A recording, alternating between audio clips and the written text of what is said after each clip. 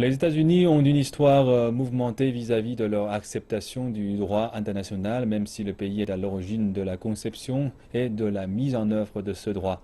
Certains historiens disent que les États-Unis ne sont pas en position de donner des leçons à la Chine dans l'affaire de la mer de Chine méridionale.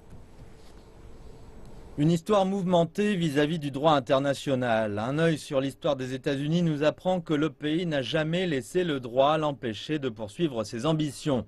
Il n'a pas ratifié la plupart des grands traités multilatéraux, dont la Convention de l'ONU sur le droit de la mer.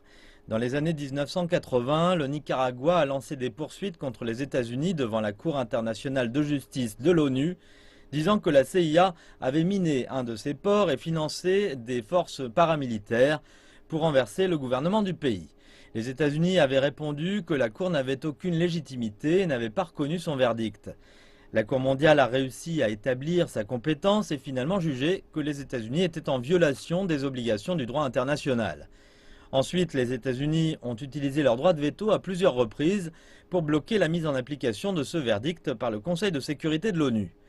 L'ambassadeur américain avait caractérisé la Cour comme étant un corps semi-légal, semi-judiciaire, semi-politique, que les nations acceptent parfois et parfois n'acceptent pas.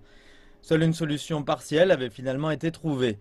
Ce genre d'inconsistance fait que les gens se demandent si les États-Unis n'utiliseraient pas le droit international comme un simple instrument à utiliser à sa convenance en tant que puissance mondiale.